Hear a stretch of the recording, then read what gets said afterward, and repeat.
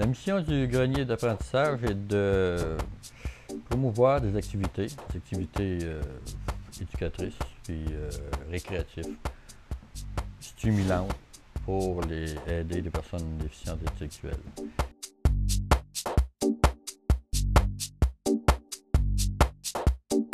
Des activités qu'on offre, on a des activités qui sont éducationnelles. Et ils apprennent à lire, à écrire, à compter, mathématiques. On leur enseigne un peu d'histoire, un peu de géographie. Ils apprennent de l'alimentation. On a des cours d'artisanat. La clientèle est référée par des gens qui cherchent un endroit. Normalement, c'est des personnes qui ont passé l'âge de 18 ans, donc ils ne peuvent plus aller à l'école. Ils cherchent une place, puis il y a bien des endroits, c'est plein, puis là, ils nous réfèrent chez nous.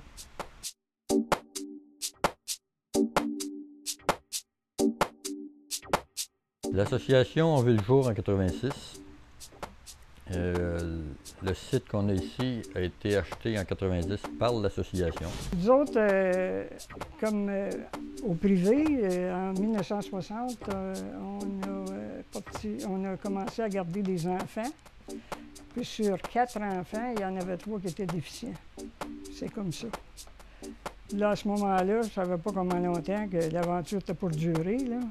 Monsieur Jacques Charbonneau, le nom du grenier d'apprentissage, le grenier, c'est parce que la famille Grenier s'est occupée, est partie de l'association. Mais Monsieur Jacques Charbonneau, son fils était sur le conseil.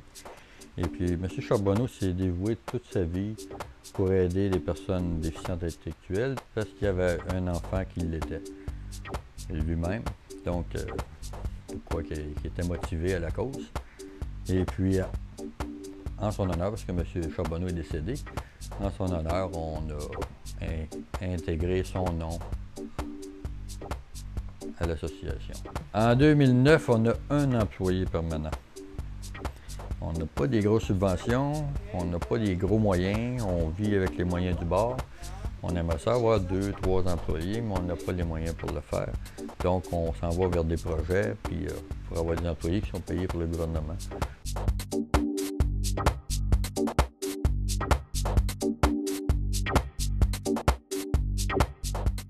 Moi, ça fait à peu près 15 ans que je travaille ici. Moi, ça m'apporte beaucoup parce que travailler avec ces personnes-là, c'est une richesse. Pour moi, là, ça m'a aidé à être ce que je suis aujourd'hui dans mon travail. Ça m'apporte beaucoup. Ça demande de l'organisation parce que faut préparer les cours parce qu'il n'y a pas une personne qui est au même niveau. Donc, il y en a qui sont plus avancés que d'autres. Donc, tu dois préparer les cours un peu d'avance, avoir tout ce qu'il faut en main là, pour que le lendemain, tu sois prête à recommencer. Le soir, avant de partir, tu prépares tes affaires pour le lendemain. Le bazar, il sert à aider les plus démunis, les gens qui sont à revenus modiques. Ils peuvent venir ici puis venir acheter des choses. Nous autres, on reçoit des choses d'un peu partout, puis on essaie de les réparer, on les nettoie et on les revend.